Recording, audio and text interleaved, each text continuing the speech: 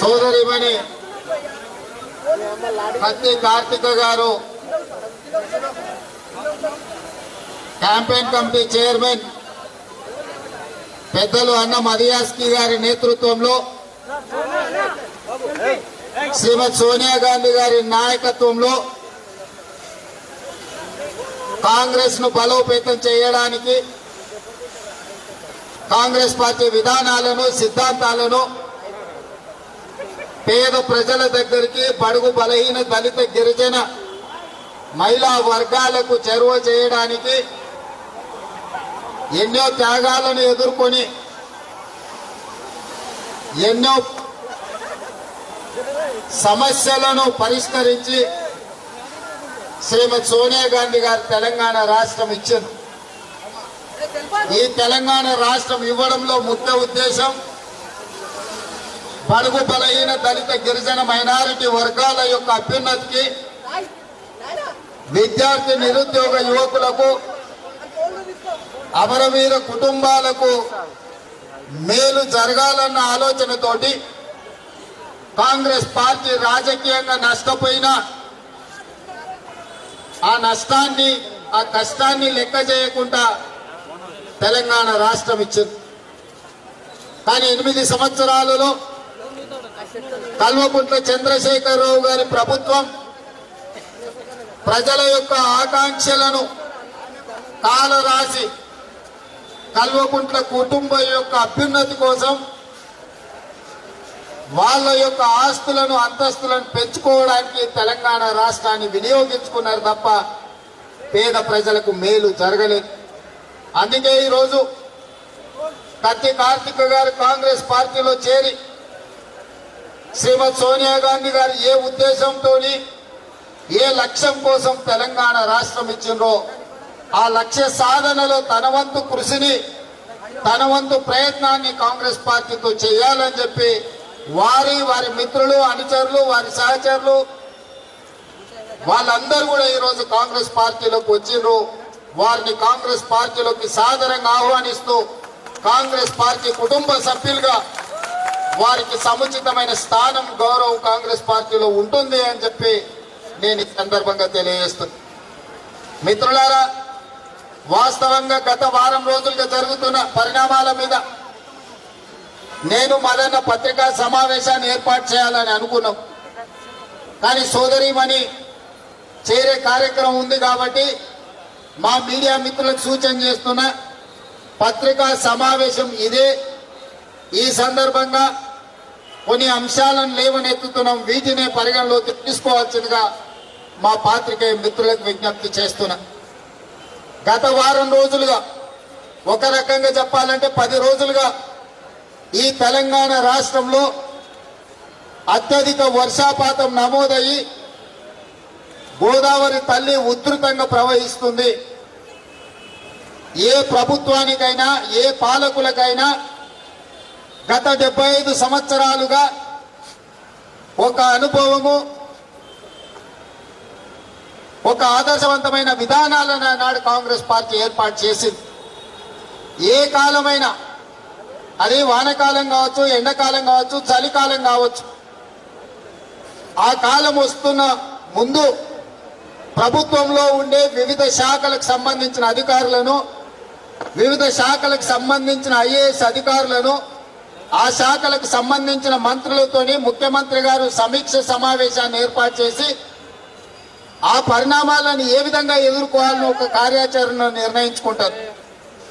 ముఖ్యంగా వర్షాకాలం వస్తుంటే మే మాసంలోనే వాతావరణ శాఖతోని సంప్రదించి ఈసారి అత్యధిక వర్షాలు ఎప్పుడు వస్తున్నాయి, తుఫాన్ ఎప్పుడు రాబోతుంది, సునామీ ఎప్పుడు రాబోతుంది, వాతావరణ శాఖను సంప్రదించి అధిక వర్షాలు వస్తే ఏ విధంగా ఎదుర్కోవాలి, లేకపోతే తుఫాన్ వస్తే ఏ విధంగా ముందస్తు జాగ్రత్త చర్యలు చేపట్టాలి, ఒకవేళ సునామీ వస్తే దాని మీద యుద్ధం ఎట్లా ప్రకటించాలి అని చెప్పి ముఖ్యమంత్రులు సమీక్ష సమావేశాలు ఏర్పాటు చేసుకొని యంత్రాంగాన్ని అప్రమత్తం చేసి ప్రభుత్వంలో ఉండే వివిధ శాఖలను చేసే అధికారుల యొక్క సెలవులు రద్దు చేసి వాళ్ళందరినీ నిరంతరం 24 గంటలు ప్రభుత్వానికి అందుబాటులో పెట్టుకునే చర్యలు గత ప్రభుత్వాలు చేపట్టినాయి. ముఖ్యమంత్రులు కూడా నిరంతరం ఒక హెల్ప్ లైన్ ఏర్పాటు చేసి ఒక పర్యవేక్షణ బృందాన్ని ఏర్పాటు చేసి నిరంతరం ముఖ్యమంత్రులే పర్యవేక్షిస్తారు. వివిధ జిల్లాలకు సంబంధించిన మంత్రులను కూడా ఈ కార్యక్రమంలో క్రియాశీలకంగా పెట్టి క్షేత్రస్థాయిలో ఆయా జిల్లాలలో మంత్రులను మోహరింపజేయడమే కాకుండా సీనియర్ ఐఏఎస్ ఐపీఎస్ అధికారులను నియమించడమే కాకుండా రోడ్డు తెగిపోతే ఆర్ఎండ్బి పంచాయతీరాజ్ శాఖను, తాగడానికి నీళ్లు రాకపోతే మైనర్ ఇరిగేషన్ లేకపోతే మిషన్ భగీరథకు సంబంధించిన అధికారులను, ప్రాజెక్టులలో అధిక వర్షాలు వచ్చి నీళ్లు నిండితే మేజర్ ఇరిగేషన్ కు సంబంధించిన అధికారులను, అదే విధంగా అంటు రోగాలు గాని ఏమైనా రోగాల సమస్యలు ఒకవేళ వస్తే వైద్య ఆరోగ్య శాఖను, ఈ అన్ని పోను ఎవరైనా వరదలలో కొట్టుకుపోతుంటే డిజాస్టర్ మేనేజ్మెంట్ కు సంబంధించిన వరదలలో ఉన్న వాళ్ళను రక్షించడానికి గజ ఈతగాళ్లను అందుబాటులో పెట్టుకొని ముఖ్యమంత్రి గారు ప్రజల యొక్క ప్రాణాలకు, ప్రజల యొక్క ఆస్తులకు, ప్రజల్ని కాపాడడానికి ఒక పూర్తి స్థాయిలో పథక రచన చేసుకొని సమీక్షలు చేసుకొని నిరంతరం అప్రమత్తంగా ఉండాలి. కానీ తెలంగాణ రాష్ట్రానికి కల్వకుంట్ల చంద్రశేఖరరావు గారు లాంటి వాళ్ళు ముఖ్యమంత్రి అవ్వడం అనేది ఈ ప్రజల యొక్క దౌర్భాగ్యంగా మారింది.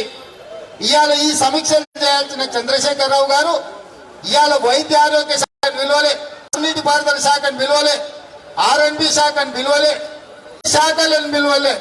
ఎవరిని పిలిచినా చంద్రశేఖరరావు గారు అంటే పార్టీ ఫిరాయింపులను, పక్క పార్టీలతో మాట్లాడేటోళ్ళను, కమిషన్లు ఇచ్చే కాంట్రాక్టర్లను పెంచుకొని సమీక్ష చేస్తున్నాడు ఈ సన్నాసి. ఇవాళ మీరు ఆలోచన చేయండి, ఆయన నిన్నంతా ఫోన్లు చేసిండట మమతా బెనర్జీకి, శరద్ పవార్ కి, నవీన్ పట్నాయక్ లేకపోతే వివిధ రాష్ట్రాలలో ఉన్న ముఖ్యమంత్రులకు ఫోన్లు చేసిండట.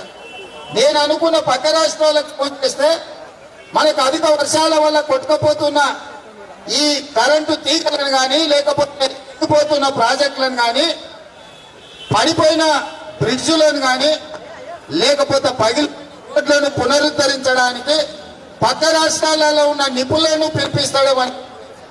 కానీ ఆ పని చేయలే.